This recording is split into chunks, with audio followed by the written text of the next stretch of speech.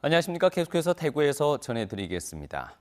온 나라를 뒤흔들고 있는 최순실 KT의 장본인 최순실 씨가 대구의 한 전문대에서 교수로 재직했던 것으로 확인됐습니다. 최 씨는 또 부설유치원 부원장도 맡으면서 대구에서 경력을 쌓은 것으로 드러났습니다. 도성진 기자가 취재했습니다.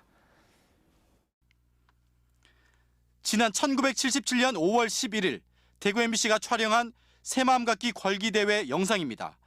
박근혜 대통령은 당시 새마음 봉사단 총재 자격으로 대회를 주도했고 새마음 갖기 운동본부 본부장이던 최태민 씨가 근거리에서 박 대통령을 따라다닙니다.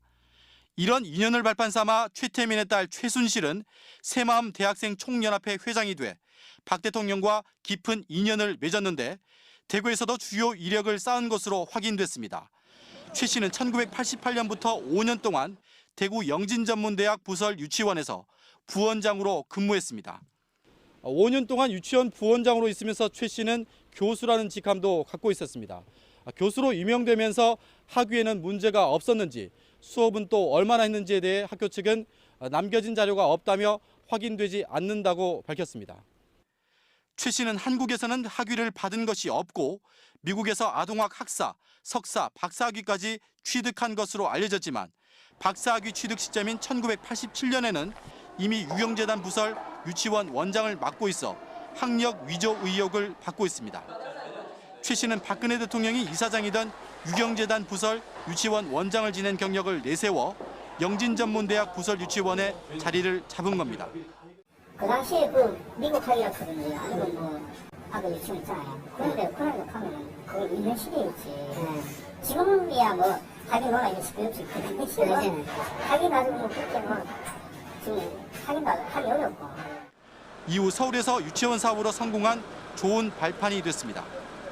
최 씨가 부원장을 맡은 때가 대학 설립자의 형이 유치원 원장이던 시기여서 대학 설립자 집안과 최 씨 집안 사이가 특수한 관계가 아닌지 의혹이 제기됐지만 대학 측은 선을 그었습니다. 그거 학위를 몇번 내렸더니 집안하고 아예 집자 정치가 아니라고. 최순실 씨가 알기는 안다던가. 이름 정도는 들어보시면 됩니다. 비선 실세 의혹으로 나라를 뒤흔들고 있는 최순실 씨가 대구에서도 이상한 학력과 경력을 내세워 석연찮은 흔적을 남겼습니다. MBC 뉴스 도성진입니다. 네, 종일 대구와 경북 지역에 내리던 비는 현재 대부분 그쳤습니다. 지금까지 내린 비의 양은 대구 6mm, 상주 10.5, 영덕 12mm를 기록했습니다. 오늘 낮 최고 기온은 대구 15.2도, 안동 14.9도, 포항 16.7도 등으로 어제보다 낮았습니다. 토요일인 내일은 구름 많겠고 경북 동해안은 새벽부터 낮까지 5에서 10mm 비가 오겠습니다.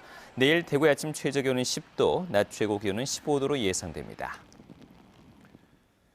경북대학교 총학생회는 오늘 시국선언 발표 기자회견을 갖고 비선 실세 의혹이 사실로 드러났고 지난 2년여 동안 경북대를 분열시키고 황폐화시킨 정부의 민낯이 드러났다며 박근혜 대통령의 하야를 촉구했습니다.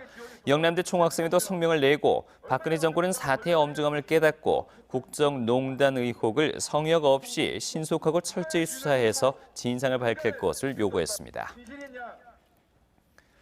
경북대학교는 보직 교수 인사로 교무처장의 행정학부 이시철 교수, 학생처장의 일어인문학과 최수도 교수, 기획처장의 전자공학부 김강욱 교수를 임명했습니다. 산학연구처장에는 황의욱 교수, 국제교육원장의 이유미 교수, 기초교육원장의 손종경 교수를 발령했습니다.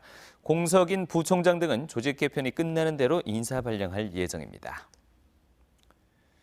지난 20일 낮 1시 반쯤 혼자 성인봉을 오르겠다며 부대를 나간 후 연락이 끊긴 50살 조영찬 울릉경비대장을 찾기 위한 수색이 일주일째 진행되고 있습니다.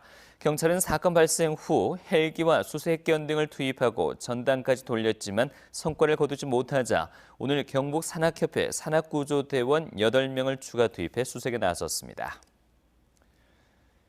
경상북도가 9대 국가전략 프로젝트 가운데 하나인 바이오 신약 개발 산업을 주도하기 위해서 세포배양 이노베이션 구축 사업을 의성군과 영남대와 함께 추진하고 있습니다. 오는 2019년 시장 규모가 300조 원에 이를 것으로 예상되는 이번 사업은 앞으로 5년간 총 사업비 1,300억 원이 투입되는 대규모 프로젝트로 차세대 신성장 산업으로 지역 발전을 견인할 것으로 기대를 모으고 있습니다. 제14회 경상북도 영상 콘텐츠 시나리오 공모전 시상식이 오늘 경상북도 문화콘텐츠진흥원에서 열려 여인숙에서 벌어지는 이야기를 담은 점촌 여인숙을 출품한 노양식 씨가 대상을 차지했고 아빠하고 나하고의 신미진 씨가 최우수상을 받았습니다. 지금까지 대구에서 전해드렸습니다. 고맙습니다.